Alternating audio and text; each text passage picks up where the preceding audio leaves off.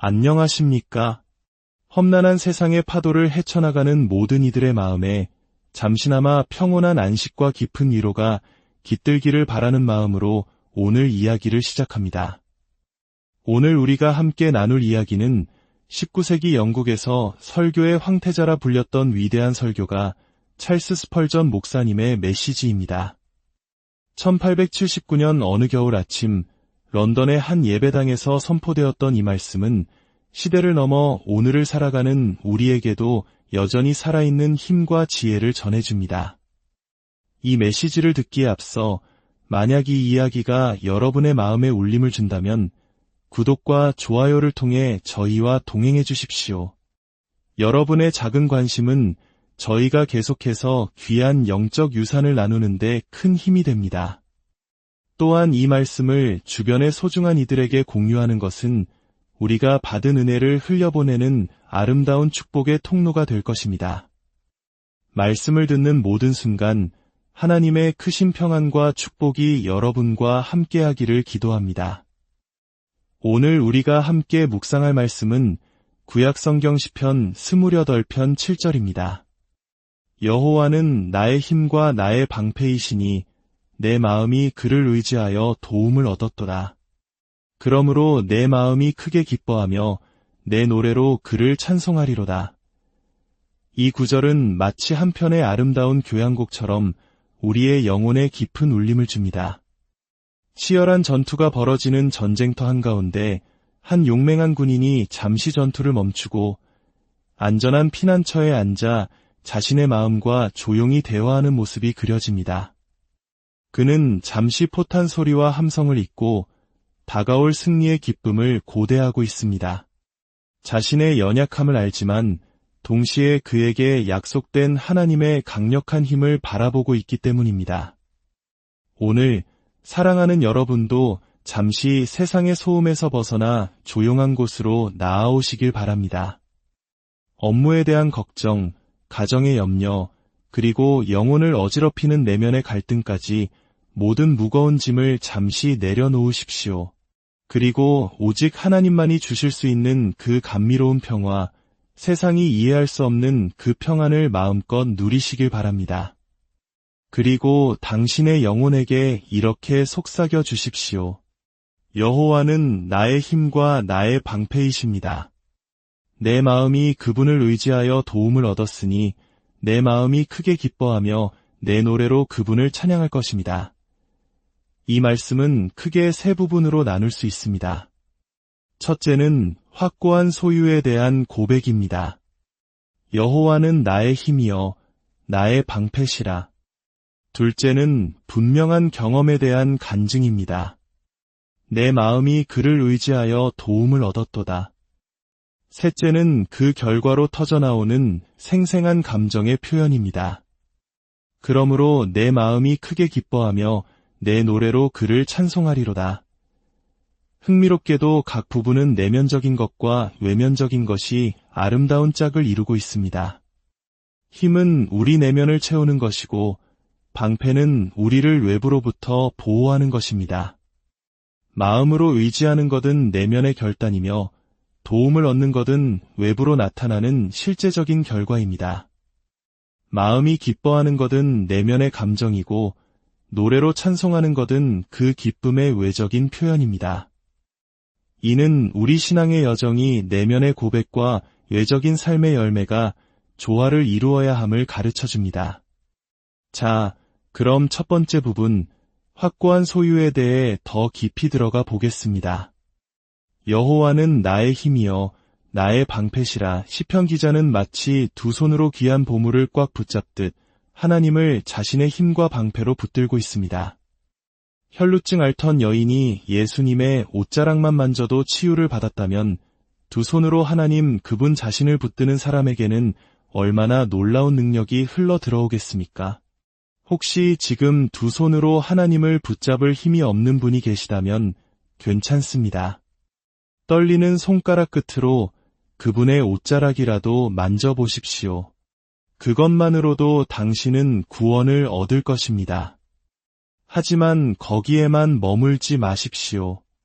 야곱이 야복강 나루에서 천사와 씨름하며 내게 축복하지 아니하면 가게 하지 아니하겠나이다 라고 외쳤던 것처럼 끈질기게 하나님을 붙드시기 바랍니다. 여기서 가장 중요한 단어는 나이라는 소유격입니다. 만약 이 단어를 빼고 여호와는 힘과 방패이시다 라고 말한다면 그것은 그저 객관적인 사실에 불과합니다. 물론 진리이지만 나에게는 아무런 위로가 되지 못합니다. 진정한 위로와 능력은 여호와는 나의 힘, 나의 방패라고 고백할 때 찾아옵니다. 성령님께서 주시는 믿음으로 하나님을 나의 것으로 주장할 때 우리의 삶에는 거룩한 에너지가 타오르기 시작합니다. 시편 기자가 붙들고 있는 것은 하나님의 약속이나 축복 그 자체가 아닙니다. 그가 붙들고 있는 것은 바로 여호와 하나님, 그분 자신입니다. 하나님을 소유한 사람, 나의 하나님이라고 진실로 고백할 수 있는 사람은 세상 그 어떤 부자보다 더 큰 유산을 가진 사람입니다. 그 유산은 죽음도 빼앗을 수 없고 시간도 닳게 할 수 없으며 영원히 탐험해도 그 끝을 알 수 없습니다. 주머니에 돈이 없어도 그는 무한히 부유하며 스스로 연약하다고 느껴도 그는 무한히 강합니다. 만약 당신이 온 세상이 내 것이다 라고 말할 수 있다 해도 그 세상은 불타 없어질 것입니다. 만약 천국이 내 것이다 라고 말할 수 있다 해도 그곳에 하나님이 계시지 않는다면 천국은 사막과 같을 것입니다. 하지만 당신이 하나님께서 나의 아버지, 나의 구원자, 나의 모든 것이 되신다고 고백할 수 있다면 당신에게 무엇이 더 필요하겠습니까? 이보다 더 감미로운 노래, 이보다 더 완전한 만족이 어디 있겠습니까? 하나님은 먼저 우리의 힘이 되어주십니다. 이것은 내면의 능력입니다. 사랑하는 형제자매 여러분, 여러분은 자신이 얼마나 강한 존재인지 아십니까? 나는 내가 얼마나 약한지 잘 안다고 대답하실지도 모르겠습니다. 하지만 당신이 생각하는 것보다 당신은 더 약한 존재입니다. 아무것도 아닌 존재라는 사실을 깨닫는 것조차 하나님의 은혜가 아니고서는 불가능합니다. 우리는 본질적으로 텅 비어 있고 허무 그 자체입니다. 하지만 우리가 진실로 여호와는 나의 힘이시다 라고 고백할 수 있다면 우리는 우리의 강함을 감히 측정할 수 없습니다. 전능하신 하나님의 힘을 어떻게 측량할 수 있겠습니까? 하늘과 땅을 지으신 창조주가 바로 나의 힘입니다. 폭풍우가 몰아치는 날에도 산들을 굳건히 세우시는 그분이 나의 힘입니다. 언젠가 그분의 임재 앞에 온 세상이 흔들리고 사라질지라도 그분은 여전히 나의 힘이십니다. 여호와를 힘으로 삼을 때 우리는 상상할 수 없는 인내의 능력을 얻게 됩니다. 상처 입은 갈대를 보십시오. 스스로의 무게도 감당하지 못하고 구부러지는 연약한 존재, 그것이 바로 우리 자신입니다. 하지만 저 거대한 지붕을 떠받치고 있는 튼튼한 기둥을 보십시오. 수천 톤의 무게를 견뎌내는 저 기둥, 그것이 바로 하나님께서 함께하시는 당신의 모습입니다. 나는 도저히 감당할 수 없을 거야, 당신은 생각합니다. 사랑하는 자녀의 죽음, 배우자와의 사별, 전 재산을 잃는 고통, 친구의 배신. 만약 그런 일이 닥친다면 나는 살아갈 수 없을 것이라고 말입니다. 하지만 사랑하는 친구여, 당신이 여호와는 나의 힘이시다 라고 말할 수 있다면 당신은 그 모든 것을 견뎌낼 수 있습니다. 하나님은 연약한 밀집 하나로 온 세상을 지탱하게 하실 수 있는 분입니다. 떨리는 목소리로 기도하는 가장 연약한 자녀라 할지라도 하나님은 그가 신음소리 한 번 내지 않고 가장 큰 고통과 시련을 감당하도록 만드실 수 있습니다. 우리의 인내력은 우리 자신의 강함이 아니라 하나님의 무한한 힘에 달려있기 때문입니다. 짐이 무거워지는 것이 문제가 아닙니다. 그 짐을 감당할 힘이 비례하여 커진다면 말입니다. 하나님은 우리의 어깨에 무거운 짐을 얹으실 때 반드시 그것을 감당할 용기와 활력도 함께 주시는 분입니다. 하나님은 또한 우리의 방패가 되어 주십니다. 이것은 외적인 보호입니다. 지난 세월을 돌아보십시오. 하나님께서 어떻게 당신의 방패가 되어 주셨는지 수없이 간증할 수 있을 것입니다. 그분은 세상과 육신, 그리고 마귀의 유혹으로부터 우리를 지켜주십니다. 낮에 나는 화살과 밤에 찾아오는 공포로부터 우리를 보호하십니다.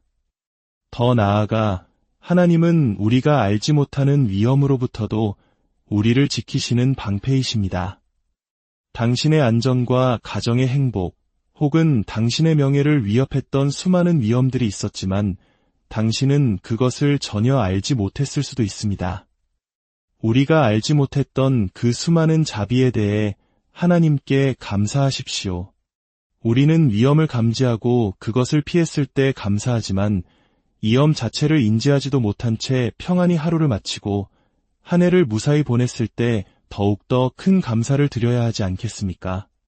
그것이야말로 보이지 않는 하나님의 방패가 우리를 완벽하게 지키고 있었다는 증거이기 때문입니다. 우리의 대적마귀가 우는 사자같이 두루다니며 삼킬 자를 찾고 있지만 우리의 안전은 바로 여기에 있습니다. 여호와는 나의 방패시라. 사탄이 쏘는 불화살은 영원한 하나님의 방패에 부딪혀 힘없이 떨어질 뿐입니다. 마르틴 루터에게 어떤 사람이 물었습니다.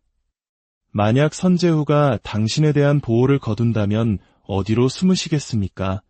루터는 미소 지으며 대답했습니다. 나는 사람인 군주를 의지하지 않습니다. 나는 저 넓고 푸른 하늘의 방패 아래에서 교황과 악마로부터 안전합니다. 우리도 그와 같이 고백합시다.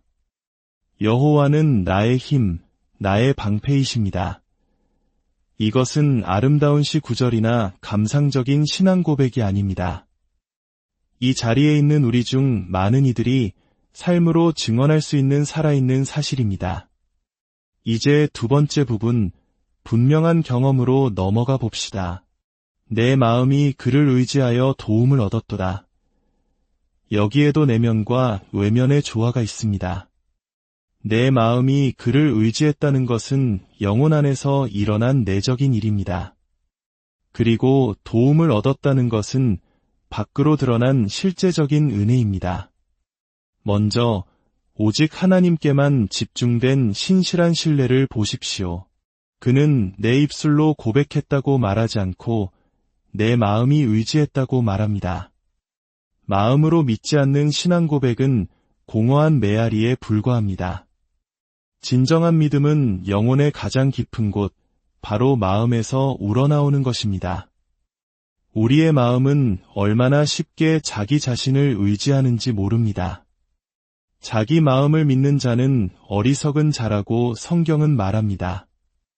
또한 우리의 마음은 얼마나 쉽게 사람을 의지하고 실망하는지요.